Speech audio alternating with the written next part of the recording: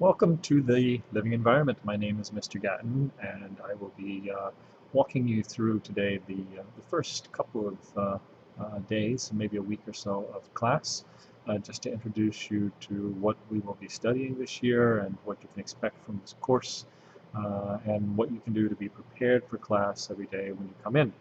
So let's start with talking about what the living environment actually is. It is, of course, the study of living things. In many places, this would simply be called biology, but in New York State, it's called living environment. Other places, it's called life science.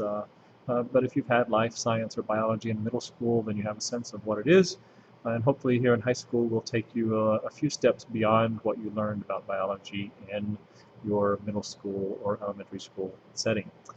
Basically, it's the study of living things. It includes how living things work internally. So we will be looking at the cells that you and the living things are made out of, the organs and other things, organ systems, tissues, etc., that make up living things. We'll be studying both the human body and, more importantly, we'll be studying how most living things, especially animals as a group, group to which we belong, basically work in the same way. And that is an important concept in biology that you will learn this year. We will also talk about how living things interact with each other. How living things interact with each other includes things like mating, cooperating with each other, competing with each other. As you know, some animals hunt other animals and eat them. Other animals then, of course, hide or try to avoid being eaten by predators.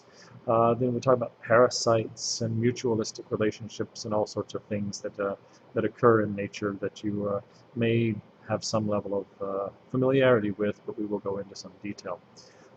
We then look at how living things interact with the non-living world. And this would include things like the atmosphere, the oxygen and carbon dioxide and other gases in our atmosphere, the soil in which things like plants and other organisms live, the water that we all depend on for life, the sunlight, sunshine, temperature, weather, climate, all those non-living factors that affect living things. Living things in turn affect those non-living worlds as well. So when living things interact with the environment, we, for example, put things in the water that aren't naturally there or aren't normally there, or we increase the amount of one substance in the water, we decrease the amount of another substance in the water. So we are affecting the non-living environment as much as the non-living environment is affecting us. Lastly, we will talk about how living things evolve in an ever-changing world. This is an important concept. Evolution is itself considered by many to be a characteristic of life. Life without evolution is quite simply unimaginable. That's how important evolution is to the study of living things. Next, let's talk about the course itself. In the part of the course that you are participating in now, of course, is the video presentations or lectures. Not all of the presentations will be by me. In fact, most of them I will be taking advantage of the fact that a lot of people are doing this very type of thing already, and there's no point in me reproducing work that's already been done by others. So as the year goes on, you'll find more and more of the presentations that I give you to observe and take notes on are presentations by other teachers around the country, basically. But during the videos, the important thing is that you will take notes. You will jot down any questions that you have about the video, either the things that come up directly in the video or things that the video just sort of makes you wonder about something that wasn't necessarily even part of the video, but you're more than welcome to bring those things in and to branch out and think about other things while you're watching the videos. I will be using the videos as your main homework assignments. So you will be expected to keep a good record of your notes, and I will be checking those notes during class periodically just to make sure that you're on task and that you understand what your assignments are. Many videos will also have links to supplemental information. There may be, for example, if there's a presentation on photosynthesis, for example, that's a lecture type presentation, then in that lecture there may be links to videos that show you the process in some form of animation or video that I would expect you to go follow that link and to observe that video as well. In class, we will have discussions for the most part about the videos. So the questions that you write down in your notes during the videos, you will bring those with you to class and we will discuss them as a group. Then there may be other things that come up that we need to discuss. There may be something that I feel like we haven't covered adequately either in the videos or in the labs that needs to be addressed. And so occasionally there will be time during class to fill the gaps that arise almost by necessity when you're doing a combination of video lectures and classroom activities and labs and so on. Labs will be the main focus of our classroom work. There will be labs throughout the year. The labs will take place over multiple periods. Very few labs that I do are going to be done in a single class period. Frequently they involve some sort of hands-on activity, data collection, and then dealing with that data in terms of analyzing it and figuring out what the data are telling us. So then there will also be discussions about the lab as well.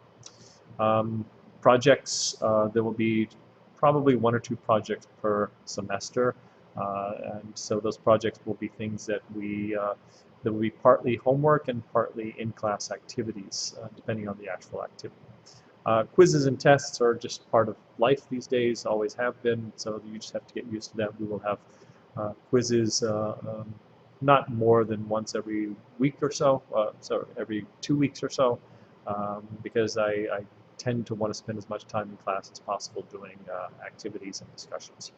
Lastly, of course, there is a Regents exam at the end of the year that you need to pass in order to graduate. You have to pass at least 1 science Regents exam to graduate, which some of you know already.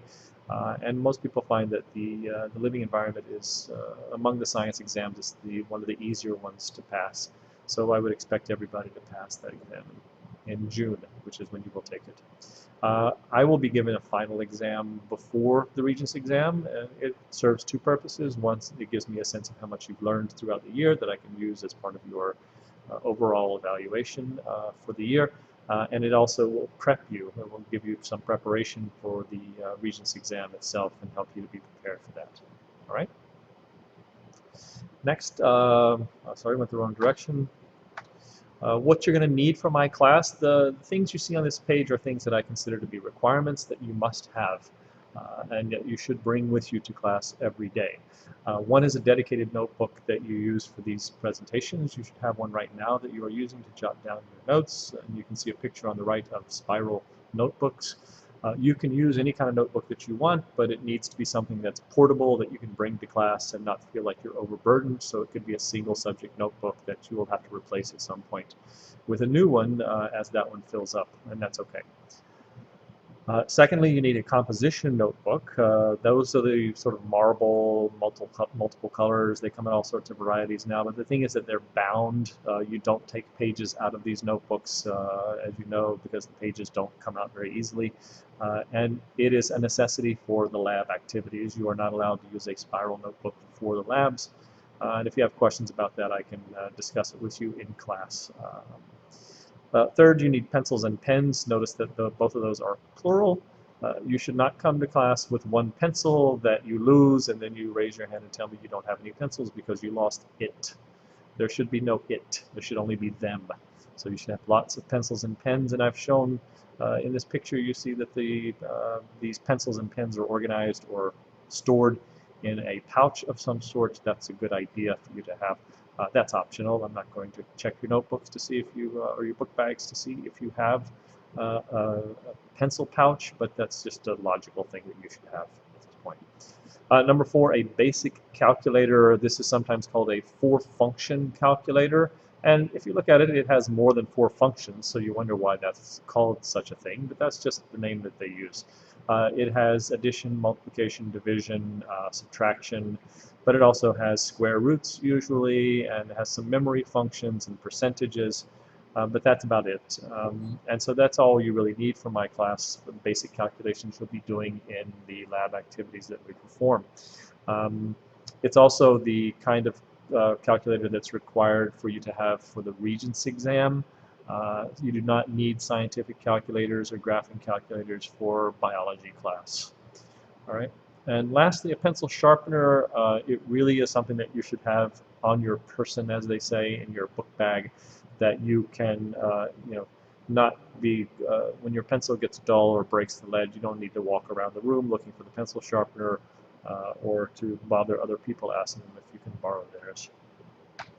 Some optional items that you might find useful. Occasionally you'll get handouts from me or tests and quizzes that you want to keep organized. A folder would be a good place to store those things. A stapler, if you ever have multiple pages that have to be turned into me, those need to be stapled together. And I really don't want people lining up at my desk at the beginning of a period to staple things together that should have been stapled before they left the house. So please have at home or in your book bag a little mini stapler that you can use to organize your stuff.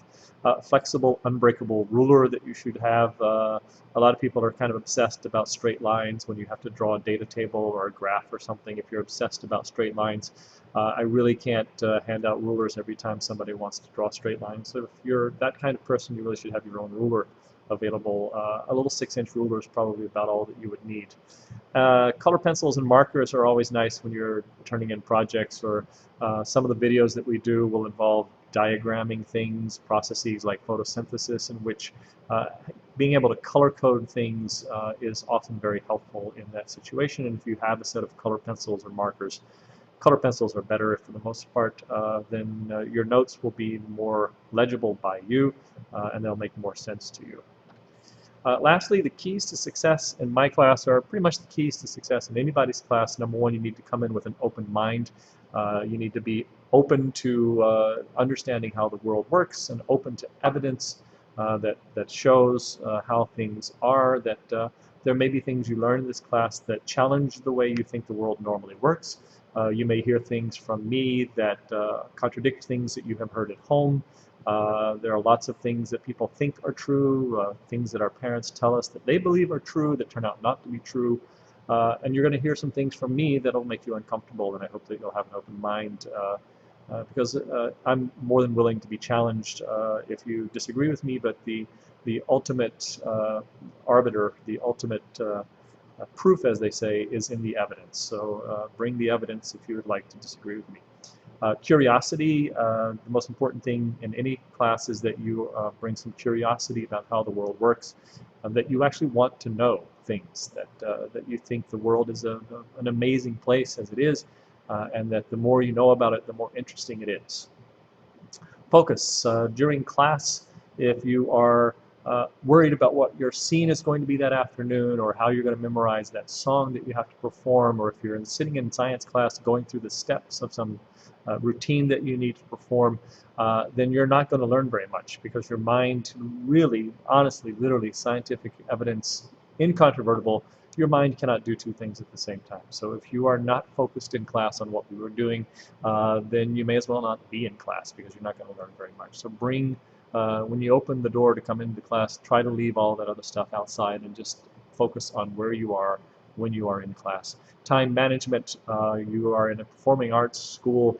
The performing arts program demands a tremendous amount of time and attention, and if you don't find a way to manage your time, to set aside time for one task, finish that task, then move on to another task, you're going to find yourself getting more and more confused and discombobulated. So if you find yourself falling behind, then talk to someone early in the year about getting organized. Cooperation and responsibility, you're going to be doing labs and partner work and activities where you need to cooperate with someone, and that means helping each other, but you don't want to be a freeloader. You don't want to be the person that's always asking the other person to help you. You want to be able to contribute, and that's the responsibility part, is that you come to class prepared, willing and able to give as much as you get from the other person. And that's it for this video. I very much look forward to working with you this year. I enjoy teaching biology and science, and the more hands-on activities we can do, the more fun I have, and hopefully the more fun that you will have as well. Okay, thank you very much.